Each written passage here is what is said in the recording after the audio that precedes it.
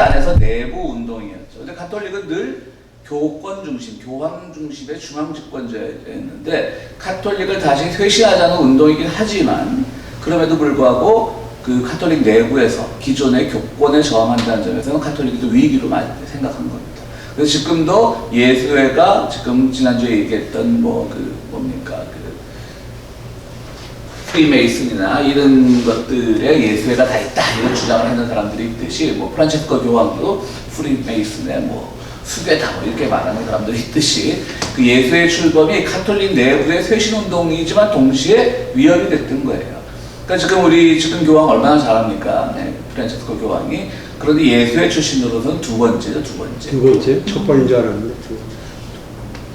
첫 번째입니다. 왜, 뭐가 두 번째냐면, 그 전에 있었던 조셉 라칭거라고 하는 그 교황이, 교황 이름 모르겠는데, 조셉 라칭거라고 독일의 신학자죠. 유명한 신학자죠. 부교 신학자인데, 뭐가 두 번째냐면, 그 양반이 죽기 전에 그만뒀잖아요. 교황권을 양유했잖아요. 예, 보통 교황은 죽은 다음에 새로 뽑는데, 그러게 죽기 전에 새로운 교황을 뽑은 게 두 번째입니다. 프란체스코. 그리고 예수회로는 처음입니다. 어쨌든 그게 한번 중세시대에 한번 있었다 그러고요. 근데 이제 가톨릭이 그런 점에서 굉장히 그 교권 중심으로 참 굉장히 영리한 게 조셉 라칭거는 아주 우파적인 사람입니다. 학자로 뛰어난 사람이었는데 그리고 교회의 그 리추얼, 그러니까 그분 보면 멋쟁이였어요, 조셉 라칭거. 그래갖고 그 교황복도 아주 최고급으로 입고 그분 자체가 또 금수저 집안이야, 조셉 라칭거가. 그래갖고 굉장히 화려하고 또 명올간 주자예요. 다 갖췄어요. 신학적으로 또 구교의 신학으로, 가톨릭 신학으로 또 아주 뛰어난 교리학자고. 근데 이제 보수적인 거죠. 그러니까 정치적으로 보수적이라는 게 아니라 교리적으로 이제 가톨릭 교회를 재건하는 데 있어서 너무나 가톨릭의 전통을 살리려고 애쓰다 보니까 가톨릭 그런 점에서는 참 영리한 게 조셉 라칭거를 본인이 스스로 그만둔 것처럼 되어 있지만 실제로 내부에서 압력이 있었을 거예요. 이 아이들아 가톨릭이 오히려 소외된다. 소외될 염려가 있다. 그러니까 빨리 얘기 끝내겠습니다. 오죠. 장기병 씨 오십니다. 장기병 씨는 아직도 본인이 가톨릭쟁이라고 그러고 다니기 때문에 교회에 우리 다니면서. 그래서 이제 조셉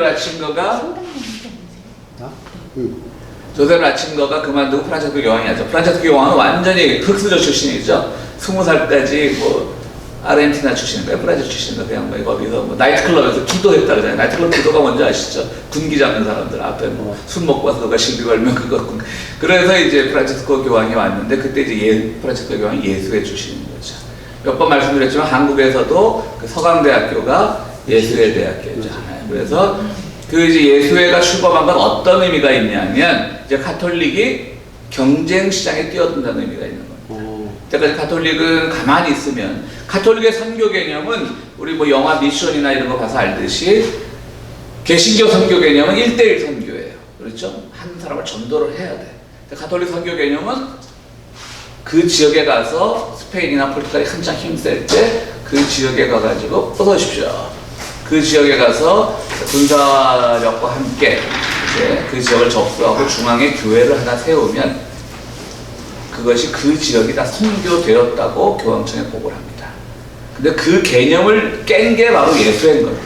이런 식으로 하면 우리가 이제 더 이상 개신교의 싸움, 개신교의 전쟁에서 지게 된다. 그러면서 예수회가 군대 조직처럼 그렇게 해서 이제 굉장히 활발하게 이제 선교 활동을 시작하게 되는 거죠. 그러니까 그게 묘한 갈등이 있는데 분명히 가톨릭이지만 동시에 가톨릭이 가지고 있던 전통의 교직제도나 이런 것에 대해서 오히려 내부적으로 비판을 가한 거기 때문에 아직도 이 소위 말하는 프란체스코 수도회나 이런 수도회와 묘한 갈등 관계가 있는 것이 사실입니다. 그런데 이제 예수의 신부들이 활발하게 전도 활동에 나서는 거죠. 이제. 그러면서 그들이 발견한 게 바로 일본입니다. 일본. 그래서 거기서 일본에 갔는데 너무 놀라운 거예요. 지금 세상을 종말에 그냥 가고 있는 거에서 이들이 보기에는, 교회에서 보기는. 근데 일본에 갔더니 유럽이랑 틀린 거예요. 일단 사람들이 순종적이에요. 그렇잖아요, 일본 사람들 보면. 순종적이고 또 이성적이고. 동양하면 뭔가 이 사람들이 신비하고 좀 이성과는 거리가 먼 것 같은 그런 이미지를 갖고 있었는데 일본에 가서 보니까 굉장히 신비는 없고 이성적이고 그리고 예의 바르고 도덕적이고 라고 하니까 최초에 일본에 전도를 했던 로드리게스라고 하는 예수의 선교사가 일본에 가서 보고한 편지를 보면 비로소 유럽은 망했는데 비로소 하나님의 땅을 찾았습니다. 하나님의 나라를 찾았기 때문에. 그래서 거기서 이제 일본 사람 야지로라고 하는 이름도 참 야지로.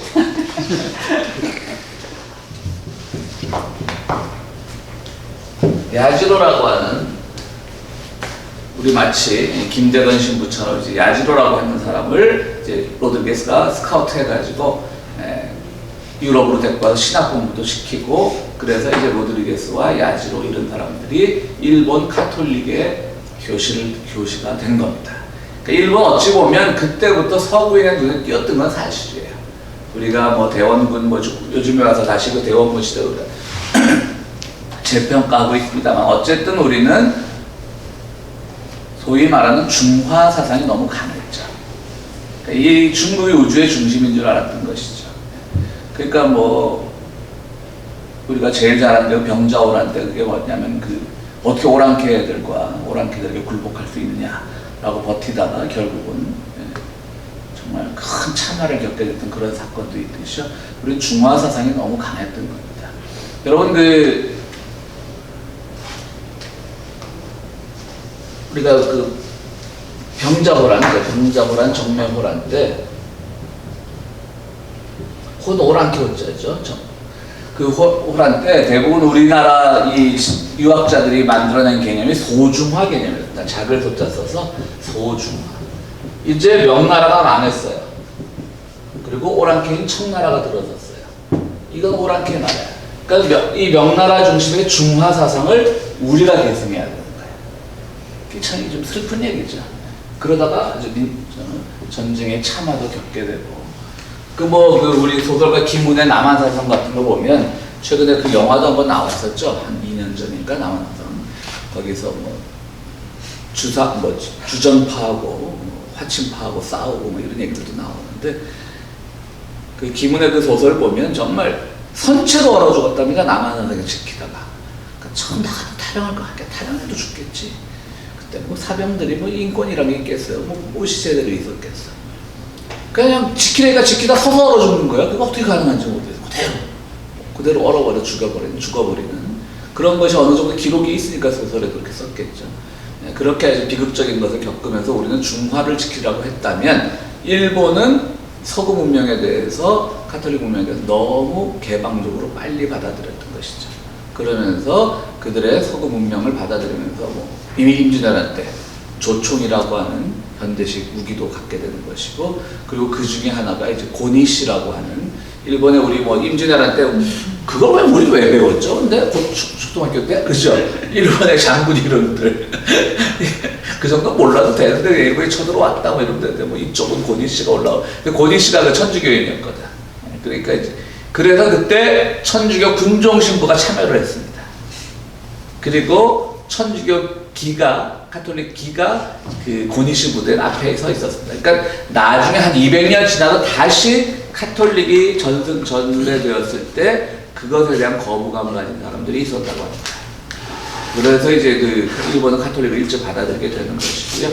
그 과정에서 이제 일본은 도요토미 히데요시, 그 다음에 누굽니까?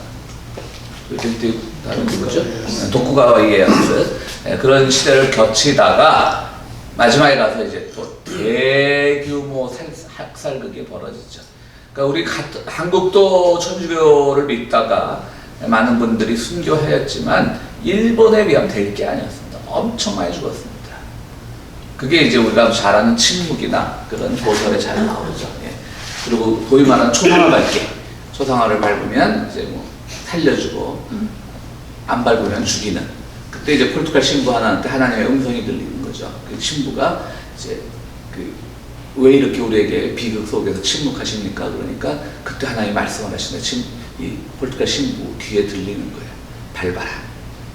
그러니까 초상 하나 밟고 일단 살아라라는 거죠. 그러니까 이 순교는 아니고 그렇습니다. 왜 하나님이 우리에게 죽는 걸 원하겠어요? 어떻게든 살아야지. 예? 그렇게 죽는 게 뭐 그렇게 뭐 대단하다고. 근데 또 일본 기독교는요, 재미있는 게 여기서 말하는 기독교 일본 이제 가톨릭이죠.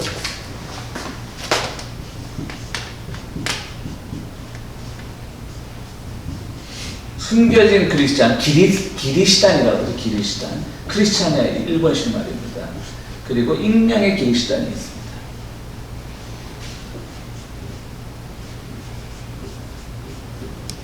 그리고 나중에 다시 이제 천주교 문호가 열리고 일본에 가봤더니 거의 한 300년 전이죠. 300년 동안 아무것도 없어진, 그러니까 천주교 흔적이 다 없어진 300년 뒤 일본에 가서 그때 자유롭게 이 가톨릭 선교를 하다 보니까 똑같은 거예요. 조금만 바뀌어 있고 똑같은데 분명히 뭐 성모 마리아 같은 존재도 있어. 근데 본인들은 불교인이라고 믿고 있는 거예요.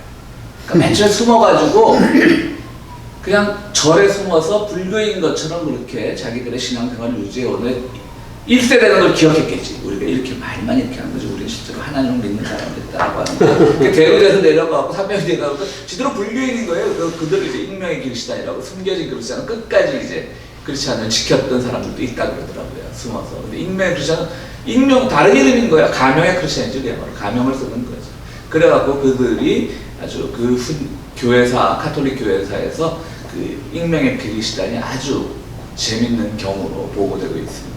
그래서 뭐 그들만의 또 뭐 마리아상도 만들고, 근데 이게 마리아상인지 뭐 부처님상인지 비슷한 그렇구나. 이게 이제 재밌는 거고요. 그러면서 일본을 완전히 이제 가톨릭 중심의 유럽이 거의 뭐 종말 사상에 가득 차 있을 때, 그리고 지난주에 얘기했던 그 사제왕 요한 동양에서 유명한 어떤 구세주가 나타날 것이라고 하는 군사 권력과 모든 종교 권력을 다 지닌 우리의 구세주가 나타날 것이라고 하는 것도 찾아보면 안 나타나는 거예요. 맨 처음에 뭐 중앙아시아 쪽에 나타나더라도 나중에 에티오피아에서 나타났어요.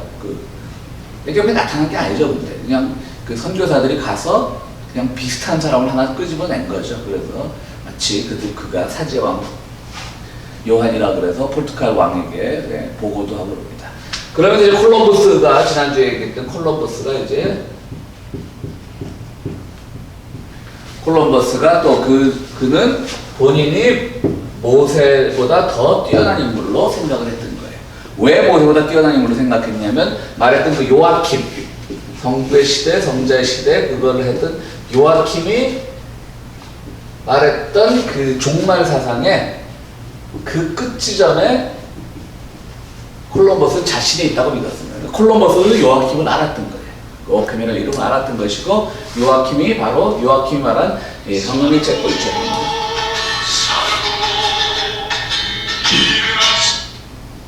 오늘 저기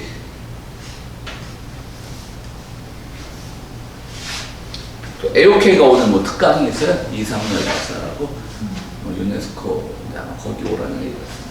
평화사당.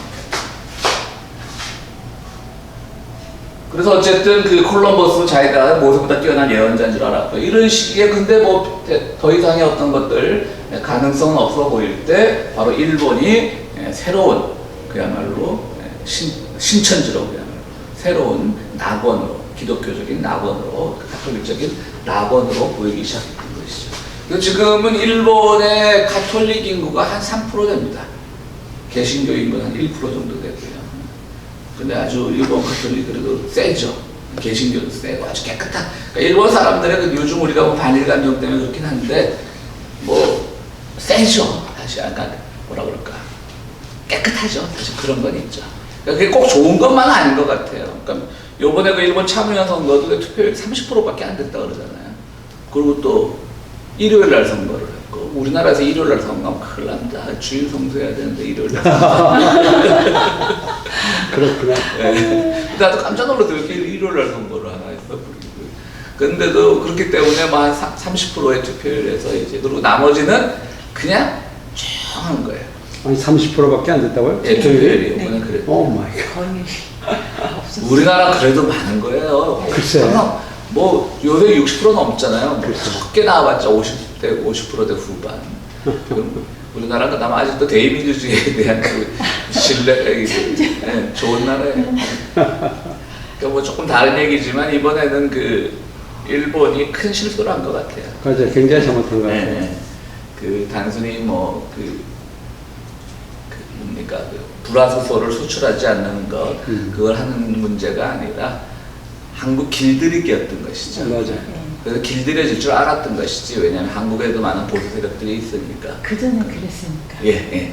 근데 그게 완전히 실수였던 것 같고요. 지금은 뭐 그렇지만 또 한편으로 어쨌든 우리보다 경제 대국이니까 이것을 어떻게 이겨낼까 우리에게 불안한 감이 없잖아 있지만 뭐 또 정부도 뭐 자기들 뭐 솔직히 말해 정부만큼 그 정보망이 가장 뛰어난 정보망이 있는데 어디 있습니까? 저렇게 나설 때는 모르겠어요. 박근혜 때 같으면 저렇게 나서면 안 믿었겠지만 또 현 정부도 믿어보고 싶더라고. 저 자신감이 있으니까 저렇게 나서는 거 아닌가. 그들의 가진 정보망이 제일 뛰어나겠죠. 그리고 우리는 또 하필이면 또 북한 카드가 있잖아요. 이제 북한하고 갈라치기 하면서 남한을 완전히 일본의 속국처럼 두려고 했던 건데 북한이 또 지원 사격을 해주고 네.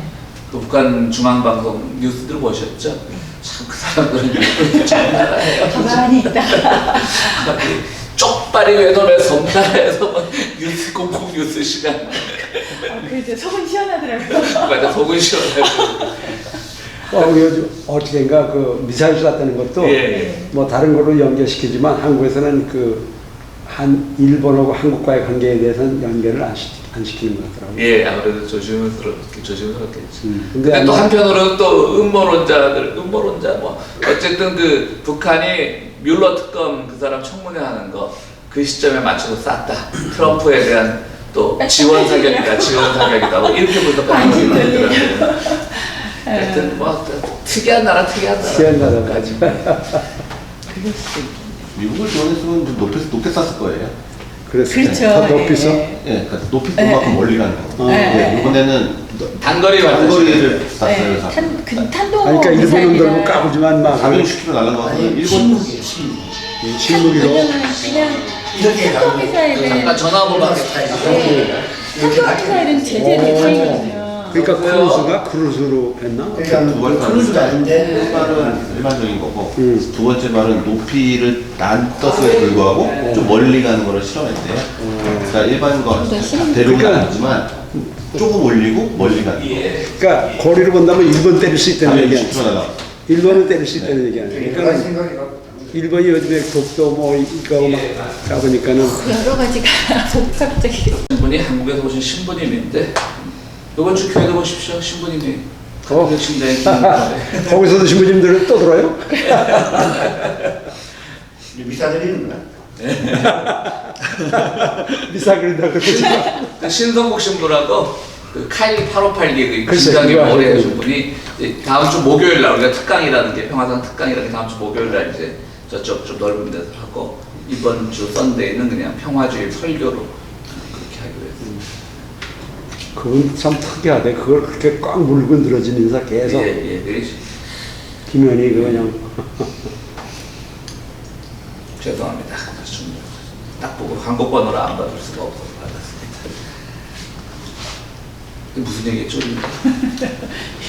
일본, 예. 하여튼 일본이 그런 특징이 있습니다. 그 서경석이라고 지금 일본어로 글을 쓰고 이제 그분은 이제 한국말도 굉장히 어려워하고 제일 좋은데 이분들이 누구냐면은 그 형이 서준식이라고 있었고요. 그다음 더 큰 형은 서승이라는 사람이 있었는데 그 두 형제가 그냥 제1교포 간첩단 사건으로 고문을 당하고 너무 고문이 심해갖고 서승이라는 분은 잠시 쉬는 시간에 왜 벌집난로라 그래요. 큰 경유난로 있었는데 옛날에 그거를 껴안고 자살을 시도했어요. 지금 굉장히 얼굴이 화상이 아주 심한 분이고 그리고 이제 서준식이라는 분도 이제 그분도 한 10몇 년 살다 다들 이제 지금은 추록했고 그 막내가 이제 서경식이라고 하는 분인데 그분이 이제 책을 많이 써요. 뭐 나의 서양 미술 순례기 이렇게 쓰고 뭐 이렇게 해서 지금 일본 대학에서 뭐 교수도 하는 분인데 그분의 책 중에 그 나의 서양 미술 순례기인가 그 책이 아주 재밌는데 짧은 책인데요. 그 책에 보면 아주 재밌는 얘기가 나와요. 일본도 마찬가지로 그 한참 2차 대전 때 화가들이나 이런 예술가들을 불러다가 그 전쟁에 찬양하는 그림을 그려라. 뭐 글을 써라 이렇게 많이 했답니다. 근데 그 서경식 신부가 하나 소개한 그림이 지금 그림 화가랑 생각이 안 나는데 뭐 제목이 뭐냐면 참전날의 아침인가 그래요. 그림의 제목이. 그런데 흥분하지 않는 거야. 그냥 막 싸우자 막 이게 아니라 정부에서 그리려니까 안 그릴 수는 없고 그래갖고 이제 뭐 군인 복장을 하고 이제 전투에 나가는 그 사람을 향해서 이제 가족들이 셋이서 단란한 식사를 하고 있는 그림이에요. 근데 그 그림 보면 정말 서경식 씨가 그 그림에 반할 수밖에 없는 이유가 나오더라고요. 다 무표정해요. 그것도 전쟁 나가는 아들을 위해서 밥상 차려주는 거니까 어쨌든 국가 방침에는 순응하는 그림이잖아요. 그렇다고 막 뭐 정말 전쟁을 미워하거나 뭐 죽음을 미워하거나 그런 것이 없이 그냥 조용히 아침 먹는 그림이에요. 그러니까 그게 지금은 이제 그런 전쟁에 복무한 전쟁의 전범 같은 그런 화가가 아니고 그 그림이 명화로 남아있는 거죠, 오히려. 그러니까 우리나라도 뭐 친일을 할 수밖에 없는 그런 상들이 있었겠지만 한국에서도 이광수나 이런 사람들이 문제가 됐던 게 어차피 총칼에 무서워서 그렇게 했다면 이해는 되죠. 그럼 조금 더 세련되게 할 수 없었을까? 좀 어차피 하더라도. 근데 이광수 같은 사람은 너무 그랬잖아요. 완전 이광수가 보기에는 우리 뭐 민족은 완전히 무슨 쓰레기야 쓰레기. 이광수가 민족 개조론 같은 거 보면 그런 것들이 참 문제가 있어요. 그런 생각을 해봅니다. 어쨌든 그런 것들이 일본 이 예수의 선교사들에게는 굉장히 낯설게 보였겠죠. 그래서 그리고 좋아 보였겠죠. 순종적이고 종교라는 데 업차이 순종적이어야 되니까. 그리고 아주 친절하고 그런 것들을 이제 봤을 때 일본을 이제 그야말로 동양의 마지막 완성되는 하나님의 나라가 완성되는 그런 것으로 봤다라고 합니다. 그건 처음 알았어요. 그 정도까지 몰랐는데 예수의 선교사들은 그렇게 교황청에 보고를 했다는 거예요. 어쨌든 예수회가 교황청의 카톨릭 제도 안에서 새로운 운동을 시작했지만 어쨌든 최고 지점에 있는 거는 교황청이니까 이거 이제 뭐 보고서를 보내고 그러면은 드디어 동양의 땅에 동양에서 우리가 이상적인 하나님의 나라를 발견했습니다. 이런 보고서가 있다는 거예요. 그래서 일본을 봤을 때 그들은 동양이가 대해 갖고 있던 여러 가지 왜곡된 것들이 한순간에 없어지는 드디어 마지막 하나님의 나라가 완성되는 것으로 그것을 봤다라고 하는 그런 이야기가 나옵니다. 결국 이 책에서 말하고자 하는 것은요, 이 책의 중심 주제는 뭐냐면 서구 기독교가 왜 이렇게 오늘날 폭력적이 됐느냐.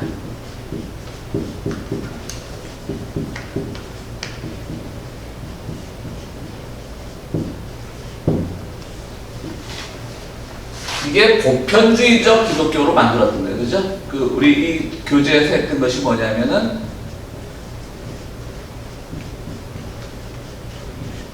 새로운 낯선 것을 봐도 다 그게 하나님의 섭리의 일부라고 다 생각을 했던 것이죠. 초기 교회 사람들은. 지금 우리랑 낯설게 믿지만 그들에 가서 보면 다 그 안에는 비슷한 것이 있다고 믿었던 것이죠. 그 성경에도 나옵니다. 사도 바울이 그 아테네 가서 설교를 하는데 그들이 설교를 워낙 잘하니까 사도 바울과 바나바를 보고 뭐 이제 우리 개역식 성경, 그러니까 개신교에서 개역식 성경에 보면 뭐 누구는 소스라고도 하고 뭐 헤르메스라고도 하고 그게 뭐냐면 그 제우스와 그 다음에 오늘날 그 해석학이라는 허머노이틱스에 그게 된 게 헤르메스라고 하는 해석의 신이 있었습니다. 그 뜻이는. 근데 이제 둘 다 사도 바울과 바나바가 워낙 설교를 잘하니까 그리스 시민들은 그렇게 믿었던 거예요. 신들이 다시 재림한 걸로.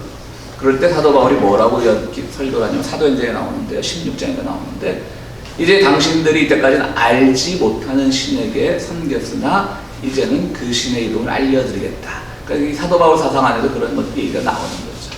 그러니까 이제 그들이 믿고 있는 신도 뭐 제우스건 뭐건 다 하나님이었다는 거죠. 그들은 그렇게 이제 얘기를 하는 거죠. 그래서 모든 것들이 다 기독교의 보편주의적 세계관에 있다고 믿어왔던 것들이 아닌 것도 나타나니까 보편성을 강조하기 위해서 오히려 폭력성이 됐다고 하는 거예요. 그래서 기독교가 오늘날 서구 제국주의와 관계를 맺는 것은 어쨌든 당연한 것이다 라고 이렇게 말을 하고 있습니다. 거기다가 뭐가 하나 얹혀지냐면 여기에 종말론이 하나 얹혀지니까 마지막 역사를 정리하는 과정에서는 뭔가 거짓된 것이 다 없어져야 되잖아요. 깨끗해야 되잖아요.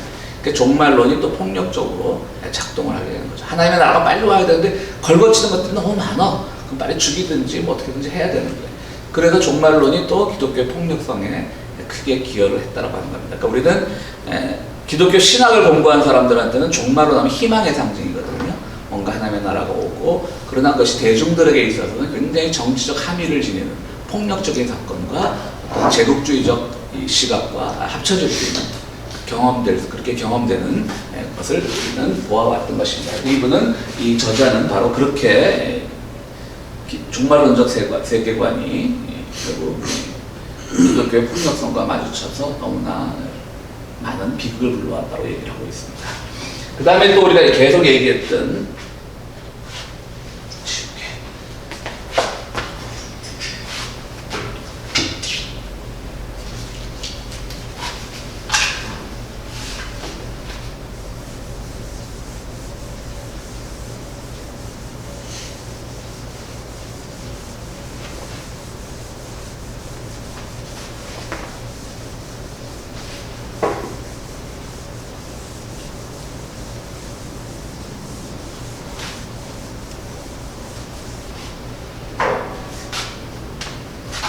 요아킴이라고 하는 이 시대를 오늘 처음 오신 분을 위해서 말하면, 요아킴이라고 하는 중세 십자군 전쟁 당시에 신학자가 있었는데, 이분이 이제 시대를 성부의 시대, 성자의 시대, 성령의 시대로 나눴어요. 이건 뭐 기독교에서 삼위일체니까 뭐 나눌 수도 있지 않느냐라고 하지만 그게 아닌 거예요. 삼위일체는 이 성부, 성자, 성령이 동시적으로 활동하는 건데, 삼위일체 하나님이라고 하는 건 기독교 정통교리에서는 이 요아킴이라고 하는 사람이 이제 역사를 발전적으로 본 거예요.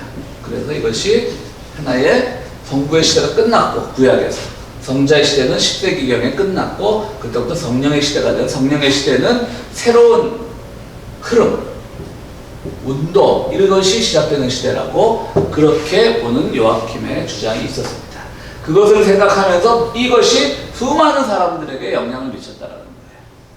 바로 지난주에 했던 뭐 생시몽의 공상적 사회주의, 또 뭐 꽁트의 그 실증적 세계관 뭐 이런 거 하는데 많은 영향을 미쳤고, 더 가면 막스주의까지 영향을 미쳤고, 그리고 제세례파들에게도 영향을 미쳤고, 제세례파라고 하면 마틴 루터가 종교개혁을 일으킨 다음에 그것에 반응해서 마치 이 카톨릭 안에서 예수회가 나타났던 것처럼 농민 중심으로 이제 제세례파가 운동이 시작되죠. 토마스 민저라고 하는 유명한 사람이 시작됐던 건데, 마틴 루터의 그 교리는 교직 체제, 카톨릭 중심의 교직 체계를 반대하고 이 민중 중심으로 가져오는 그런 교리적 장점이 있었지만, 마틴 루터도 살아야 될 거 아니에요. 아무리 독일이 다른 유럽에 비해서는 교황권이 약화된 곳이라고 할지라도, 그리고 요즘 말로 하면 지방자치가 잘 돼 있었죠, 독일은. 왜냐하면 지방 영주가 강했어요. 황제 시스템이 아니었던 거예요. 그러다 보니까 그 지방의 영주들이 각각의 힘이 있는데, 그 지방 영주는 요즘 말로 하면 부르주아 계급이란 말이죠.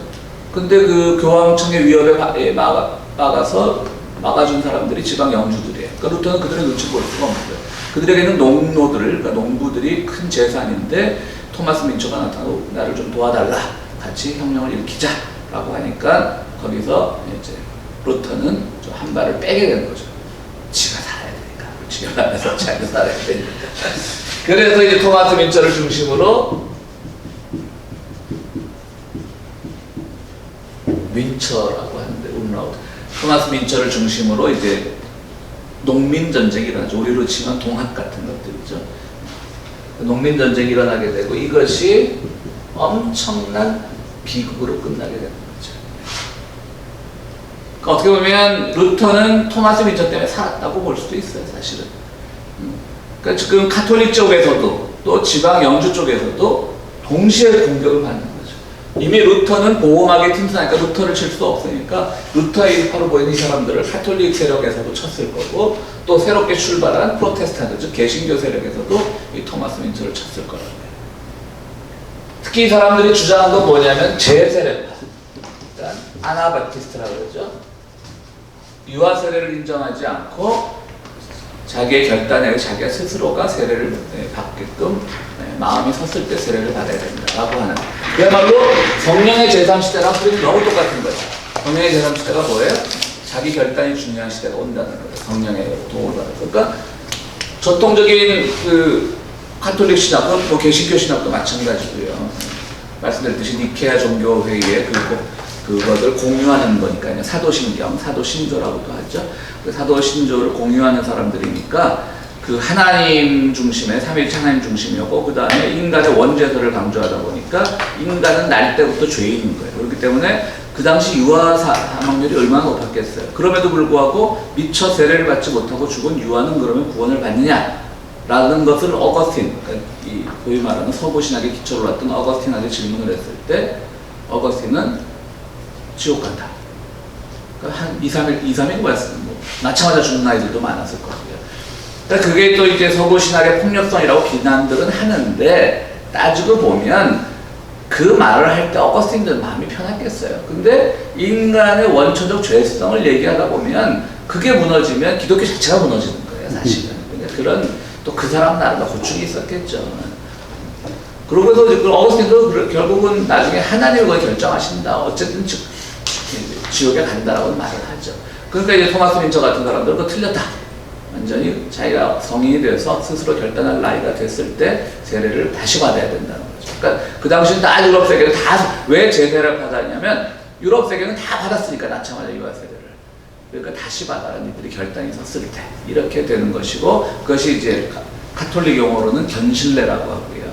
그리고 이제 개신교에서는 입교라고 그러죠. 유아 세례 받은 사람들이 다시 이제 하는 걸 입교라고 그러는데 그 PCUSA 같은 우리가 속한 우리 교회가 속한 미국 장로교 같은 데는 이제 카톨릭하고도 많이 그 용어를 공유를 하죠. 그래서 이제 우리 교회에서는 입교를 견실례라고 합니다. 컨포메이션, 그러니까 자기가 확인하는 거죠. 그러니까 한국식 장로교 명칭으로 하면 입교라고 그래야 되는데 교회 하나의 정식 성원이 된다는 의미로 입교라고 그래야 되는데 우리 입교 교인들을 할 때 견실례 행사를 합니다. 그것이 그렇게 번역이 돼 있어요. 미국 장로교 교리집에는. 그러니까 맨 처음에 이제 제가 와서 뭐 입교식을 견실례로 하면 잘 모르는 분들이 왜 카톨릭 용어를 쓰냐 뭐 그런 분들도 있는데 그거는 뭐 같은 말이니까요. 결국 용어는 별게 아니니까. 지금도 조금 전에 지금 신서부 신부한테 그러니까 저는 가능하면 저희 교회가 작년 이맘때 기억나시죠? 명진 스님도 설교하셨어요. 간증이 아니라. 그러니까 강연이 아니라 간증일 리는 없고 간증. 근데 이제 우리 김홍무 선생님하고 지금 중앙일보 편집 부국장 하는 사람이 이제 김홍무 선생님 후배라 요번에 낭만 산책 영화 강의 인터뷰하러 갔는데 그 친구 좀 흉 좀 봐도 돼요? 물론 굉장히 그 친구 내가 속으로 말했죠. 굉장히 버릇이 없던데. 버릇이 없더라고요. 그래서 속으로 이 친구 그전에는 안 그랬는데 이게 기자벽을 보이는 건가 속으로. 근데 선생님도 잘 대응하셨고 아주 그때 박식하던데. 장병익이라고. 장병익. 서방학과 출신이라고 그러더라고요. 그분이 원래 경영학을 쳤다가 떨어지고 다시 재수해갖고 서문학. 그래? 재수했다고 하더라고. 근데 어디 쳤다 떨어졌단 말이야. 자기 아버지가 서울대 상대에 나왔다나 그러시더라고요. 이제 그 친구가 기억나세요? 그래서 저는 이제 명함이 있긴 잘 안 갖고 다녀요. 근데 뭐 명함을 주길래 전 명함 안 갖고 왔습니다. 그러니까 전 목사님 잘 알죠? 그러더라고. 어떻게 저렇게 유명해요? 그래서 대뜸 그러잖아요. 어떻게 교회에서 스님을 설교를 시켜요? 그러더라고. 초면에. 근데 우리 김웅 선생님이 그래서 내가 우리 목사님 좋아하는 거야. 그러셨지. 역시 짱. 근데 그 친구 참 그날 내가 정말 버릇없이 말이야 목사님 앞에서 그냥 아는 게 많아 보니까 왜냐면 대답을 많이 하니까 아는 건 상당히 많더라고 보니까. 정리는 안 돼 있더라고요. 근데 하여간 다 그냥 사탕 발달한 거 그냥. 지금도 이제 조금 전에 한국 신동국 신부랑 지금 LA 도착해갖고 신은미 씨 집을 묵고 계신데 지금 전화가 와서 제가 양해를 구했죠. 그러면 그냥 설교라는 용어를 쓰겠습니다. 강론 대신은 이제 카톨릭은 강론이잖아. 우리 다 대가들끼리 통해요. 물론이죠. 그래서 저도 예의를 갖춰야죠. 뭐 강론이라고 써도 되거든요. 그분이 설교라는 걸 또 그러면 카톨릭이고 강론 어차피 얘기 말씀하시는 건데 강론이 있든 설교든 그러지만 또 교회니까 익숙한 용어로 해서 설교라는 용어를 써도 되겠습니다. 물론이죠. 그렇더라. 꼭 대가가 아닌 장로 씨 같은 사람들이 그렇게. 그날 강론 시간이 언제? 이번 일요일 11시. 몇 시에 보통? 11시에 시작하면 강릉 한 11시 한 20분쯤 시작합니다. 10분이 그런 건 없는데. 맞아요. 신부들이 그렇잖아요. 자기 검열이 너무 심해서 그런지 몰라도. 근데 지금도 또 무슨 말씀을 하시냐면 제 설교하기 길지 않습니다 그러더라고요. 근데 신부들 설교 짧거든요 보통. 왜냐하면 가톨릭은 잘 아시겠지만 그 성서 일과 그러니까 렉셔너리를 많이 읽죠. 성경에 굉장히 많이 읽죠. 성경. 그것이 이제 많은 부분을 차지하고. 그거 아세요? 근데 그 미국의 주류 교단들도 카톨릭이랑 렉셔너리를 공유합니다. 그것이. 그러니까 카톨릭은 매주 이제 설교 본문이 같죠. 그 중에 율법서에서 한 구절, 시편에서 한 구절, 예언서에서 한 구절, 혹은 이제 예언서 대신에 이 바울 서신에서 한 구절, 그 다음에 복음서에서 한 구절에서 4개 예언서나 이제 그 바울 서신이 바뀌는 경우가 있고요. 그러니까 시편 꼭 들어가고, 그러니까 율법서 꼭 들어가고. 그러니까 1독서, 2독서. 그렇게 1독서는 그 구약하고 2독서는 신약. 그 저도 이제 좀 성경을 많이 넣으려 그래요. 목사들이 뭐 신부고 목사든 설교보다는 성경 본문에 좀 충실하는 게 좋으니까. 그런데 아직 개신교인들은 그 성경을 많이 읽는 것에 대해서 익숙하지가 않더라고요. 목사들 보면 막 설교 앞뒤 다 띄어대고 한 절 가지고 설교하는 분들도 있어요. 앞뒤 전혀 안 맞는데 이게 말이 안 되지. 네. 그래서 이제 신부님이 뭐 설교가 짧을지도 모르겠습니다. 그래서 10분 하면 안 되는데 한 20분 해줘야 되는데 근데 저 짧아서 한 20분입니다 그러더라고요. 예 괜찮습니다. 이분은 또 아마 또 그런 각오를 했는지도 모르시겠죠. 그러니까 개신교 목사들이 원래 설교 길잖아 속으로 그런 전제가 있는지도 모르겠죠. 보통 10분 정도. 근데 20분이라고 그러더라고요. 저도 뭐 웬만해서 막 제가 막 하다가 중간에 지루해서 그만두고 막 그런 경우보다도 30분을 넘는 경우가 없더라고요. 근데 막 40, 50분씩 설교하는 분들 보면 신기해. 누굽니까? 그 빤스 목사가 3시간을 설교한대요. 근데 그런 말 한 거 뭐 빠지들 그런 말을 하지. 영양가도 없는. 야 진짜 영양가. 어쨌든 그래서 이제 자랑하더라고요. 빤스 자기 목사님 자랑하더라고요. 최근에 왜 봤어요? 그 친구 옛날에 그 여자 보고 뭐 빤스 여신도들 내신도들이 미디어 한가한 방법은 빤스를 봤냐는 건 뭐냐. 내 앞에서 벗으라 그랬는데 벗으면 내신도에 아니면 똥이다. 똥이라 그랬던가 쓰레기라 그랬던가 똥이라 그랬던가. 그래서 박스라고 하는 거예요. 그래서 빤스 목사라고 그러더라고. 그런데 이제 한 15세기경에 또 하나의 그 뛰어난 또 신학자가 하나 나옵니다. 기욤 포스테. 이제 여기서도 다 카톨릭 쪽입니다. 예수회 쪽이죠. 예수회 쪽. 이 책에서도 예수회가 카톨릭에 가져오는 바람을 굉장히 높게 평가하더라고요. 이제 기욤 포스텔도 똑같이 요아킴은 똑같이 성령의 시대가 끝나면 종말의 시대가 되는 거예요. 그러면 이게 우리 아시아적, 한국적 사고로 보면 이게 뭐냐면 종말의 시대, 아니 성령의 시대는 뭐냐면 후천 개벽의 시대예요. 그게 천도교. 예, 그러니까 뭐 증산교, 그러니까 그 증산교회도 강증산, 본명은 이제 강일순이었는데 강일순, 그다음 원불교를 만든 박중빈. 원불교도 사실은 그들이 주장하기는 원불교는 바로 기독교로 치면은 마틴 루터다 그래요. 그런데 제가 보기에는 그 정도는 아닌 것 같아요. 왜냐면 불교와 원불교 많이 달라요. 원불교라고 이름을 붙이고 있는 것뿐이지 일단 불상도 없잖아요. 뭐지?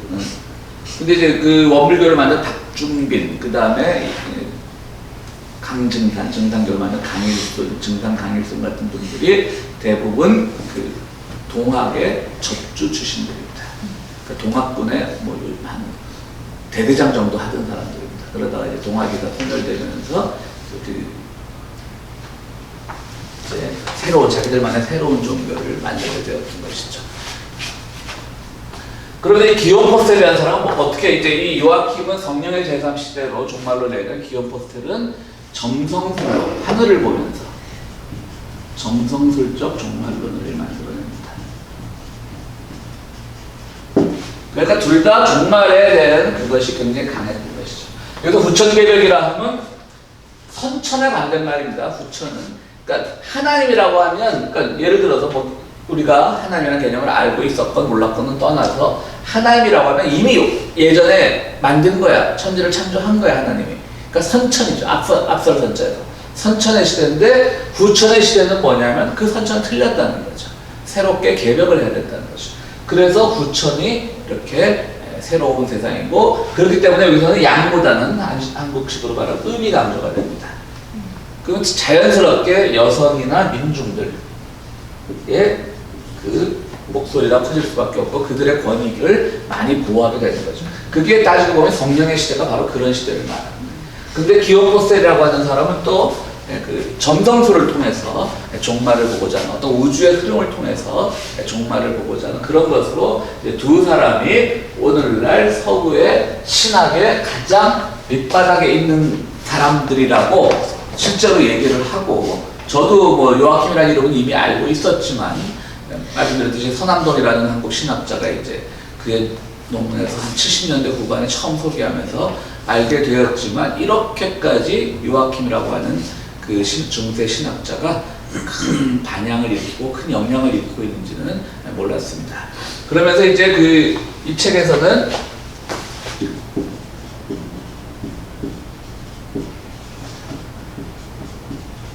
뭐 드라마적 세계관이라고,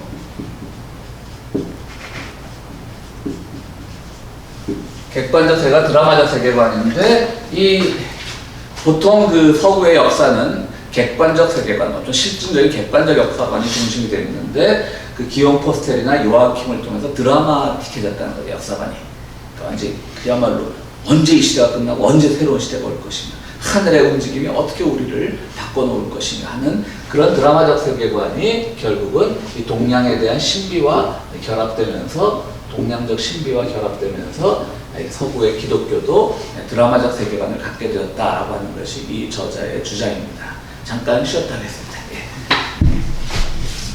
근대화와 서구화라는 것이 이제 얼마나 이제 이 아시아를 변화시켰냐를 결론적으로 그걸 말하고 싶은데, 너무 일본적 시각인 거죠. 일본적 시각, 일본은 서구화와 근대화의 아주 서구적 근대화에 완전 성공한 나라죠. 그런데 한국에서는 근대화라는 게 식민지와 일치가 되는 거예요. 그러니까 아직도 소위 말하는 그 일본의 그 의해서 우리가 뭐라 그럴까요? 식민적 세계관을 가지는 게 일본이 근대화시켜주지 않았냐라고 하는 것이죠. 그러니까 너무나 일본적 세계관으로 근대화는 좋은 것이라고 하는 그런 거를 강조를 하는 거죠. 그러나 그것이 한국으로 넘어오면 근대화가 꼭 좋지는 않은 거예요. 근대화가 되는 건 좋았지만 그것이 일본과 맞물려 있었기 때문에 좋지는 않았던 것이고, 또 대부분의 근대화는 침략 세력이 곧 근대 문명을 가져온 세력이에요. 그런데 일본은 그렇지 않았어요. 침략을 받질 않았고 그냥 근대 서구 문명과 너무 같이 잘 연착륙할 수가 있었죠. 반대로 한국은 근대화가 일본에 의해서 이루어진 건 사실이에요. 그래서 식민적 세계관이죠. 그런데 하필이면 또 한쪽 근대화 상징은 기독교는 침략 세력이 아니었던 거예요, 한국은. 그러니까 초기에 기독교가 부흥하고 있었던 것도 그 이유도 있는 거죠. 남미 같은 데는 침략 세력이 곧 카톨릭 세력이었단 말이죠. 그런데 한국은 독특한 경우에 침략 세력이 근대 문명을 가져온 게 일본이었는데, 동시에 근대화의 상징인 이 미국이나 유럽 세력은 우리에게 침략 세력은 또 아니었던 거예요. 그러니까 우리가 거기에 대해서 일본에 대해서 더욱더 반감을 가지게 되는 것이고요. 서구 문명에 대해서 더욱더 열려 있는 것이고, 일본이 보기는 참 답답하겠죠. 세상에 일본 무시하는 나라가 우리나라밖에 없거든요. 맞아요. 근대화도 시켜줬고, 그리고 발전된 거 좀 인정해주지. 그냥 그러고 세계적인 경제 2위 중국 무시하는 것도 우리나라밖에 없고. 근데 그걸 근대화를 시킨 거는 우리 나라를 위해서 한 게 아니라 자기네가 대륙 침략을 그렇죠, 위해서 그러니까. 근대화를 한 거지. 네, 그걸 그럼요. 갖고 우리나라를 근대화 시켜줬다고 그렇게 말할 거는 아닌 거죠. 그렇죠. 그러니까 근데 그게 이제 소위 말하는 근데 또 흥분하네. 그리고 또 식민지 근대화론이죠. 좀, 역사의 가정은 없지만 그 당시 일본이 침략하기 전에 또 개화파나 이런 데서 보면은 굉장히 뭐 배움에 대한 열망도 그렇죠. 많고, 그다음에 이렇게 뭐 선교사들이 학교 지으면은 그 다 모여갖고 공부하고 싶게 했고, 근대화 돼가는 과정이었어요. 네. 그렇죠. 맞아요. 오히려 일본 때문에 우리가 이렇게 과정이 없이 그렇죠, 맞아요. 우리끼리의 그 내부적인 그 성숙의 기회도 상실됐던 거고. 저는 몇 번 강의하면서 제가 동학에 대해서 뭐 그 운동 자체는 굉장히 높게 평가하지만 동학이 가지고 있는 그 한계를 내가 오랫동안 지적해왔는데 이번에 녹두꽃이라는 드라마를 보고 동학에 대한 생각을 많이 바꿨습니다. 그러니까 그들 자체도 상당히 근대화적인 그 준비가 되어 있었던 그룹이었어요. 어떻게 보면 그것도 하나의 뭐 프랑스 혁명처럼 그렇죠. 전도 과정이었다. 그렇죠, 예, 그렇죠. 예. 그러니까 그만큼 민중이 일어나가지고 했던 네. 혁명이라는 게 그게 몇 개 안 되는 그러니까요. 거예요. 네. 근데 이제 거기서 뭐 일부분 좀 한계가 나타났던 것들을 제가 좀 많이 지적했었거든요. 예를 들어서 부적을 붙이고 그냥 무조건 사지로 몰아넣는 거, 일축만 돼도 안중타도 이런 것들은 뭐 단편적인 거였고, 그거는 뭐 토마스 민츠의 농민전쟁에도 그런 것들이 있었거든요. 그래서 조금 내가 뭐 전체적으로는 그 운동을 평가했었지만 좀 부정적인 게 늘 따라왔었는데 이번에 뭐 드라마를 통해서라도 패정개혁이라는 게 굉장하더라고요. 내용을 다시 한번 읽어보니까 그 전봉준이 저기 전라도 감찰사와 이렇게 이제 협약을 맺는데 아주 대단하더라고요. 그 내용들이 아주 뭐 과부의 재가를 허용한다 뭐 이런 것들이 그 당시로도 파격적이거든요. 인권. 그래서 어떤 이 책은 그래서 이제 근대화의 개념이 전체적으로 보편화가 되기는 우리 한국 같은 상황은 좀 안 맞는 것이 있다. 이렇게 식민지 근대화론과는 안 맞는 것이 있고 그런 것들이 있고 또 지나치게 이 사람은 일본 학자는 일본의 중심에서 서양의 기독교를 어떻게 보고 그렇게 썼어야 되는데 따지고는 우리가 알지 못했던 세밀한 부분들을 접근한 것은 굉장히 좋았지만 역시 그도 서구적 세계관에서 그들이 이 동양을 어떻게 봤나. 오리엔탈리즘이 지금 굉장히 부정적인 용어잖아요. 오리엔탈리즘의 그 한계를 못 벗어난 것도 좀 보인다, 이 책에서는. 그러나 전체적으로는 아주 디테일에 들어간, 그야말로 강론에 아주 우리가 몰랐던 것들 많이 알게 되고요. 그런 장점도 있는 책입니다. 그리고 이것으로서 반반의 동량은 마치도록 하겠습니다.